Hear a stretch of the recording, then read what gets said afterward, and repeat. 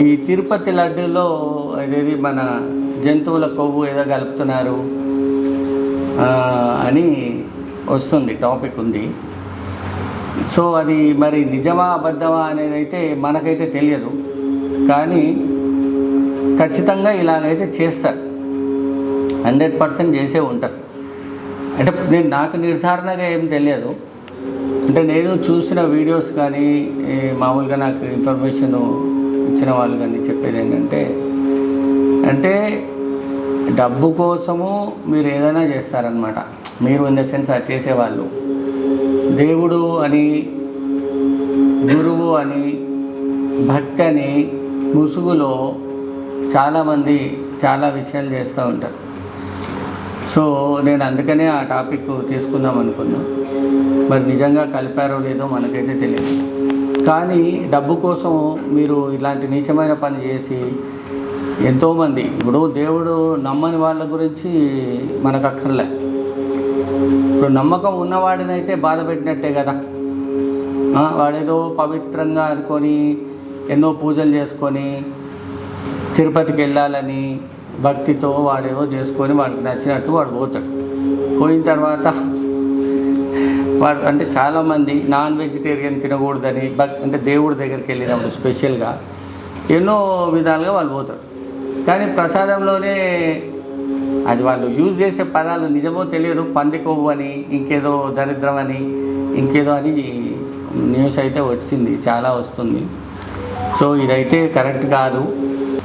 ఏది ఏమైనా ఇలాంటి పాప పనులు చేసేవాళ్ళు భక్తి ముసుగులో ఆ దేవుడు ఏముందిలే చూస్తాడా, ఇంకేంటి దేవుడు హుండీలో వచ్చి డబ్బులు కూడా కొట్టేసినవి ఎన్నో సంఘటనలు ఉన్నాయి, చాలామందికి తెలిసే ఉంటుంది. మరి దేవుడు చూస్తాడా మనం హుండీలో కొట్టేస్తే అని అంటే, దేవుడు వచ్చైతే ఏం చూడడు, కానీ దేవుడు చూసే టైంలో చూస్తాడు, ఖచ్చితంగా చూస్తాడు. కాబట్టి ఇలాంటి పనులు చేసే వాళ్ళని మనం ఏం చేయాలి? ఇప్పుడు నిజాయితీ అనేది ఒక రోజులో రాదండి. నిజాయితీగా ఉంటాము అని అనుకోవడము చాలామంది ట్రై చేయొచ్చు, కానీ మన మైండ్ అనేది మనకు డిఫరెంట్ డైరెక్షన్ చూపిస్తుంటుంది. చూపించినప్పుడు చిన్న చిన్న తప్పులు చేస్తారు. సరే, గతంలో చేసి ఉండొచ్చు లైఫ్లో, మళ్ళీ మీకు ఎప్పుడన్నా అవకాశం వస్తే చేసి ఉండొచ్చు. కానీ మీరు జీవితాన్ని సక్రమంగా, ఆనందంగా, ప్రశాంతంగా గడపాలి అనుకున్నప్పుడు ఎక్స్పెక్టేషన్ లేకుండా నిజంగా మీరు ఉండి చూపించాలి. ఎందుకంటే ఎక్స్పెక్టేషన్ లేకుండా ఉండడం చాలా కష్టం. ఏదో ఒక రకంగా వాడి మనసులో ఏదో ఒకటి ఇంత అయింది కదా, ఇది చేస్తే ఏమైందిలే అట్లా అనుకునే వాడు చేసి ఉంటాడు. ఇప్పుడు కల్తీ చేస్తే ఏముందిలే చూడొచ్చారా, భక్తులు వస్తారు, తింటారు, పోతారు అని. మరి అది ఎట్లా బయటపడ్డదో, ఎవడు టెస్టులు చేశాడో ఏంటో మనకైతే తెలియదు.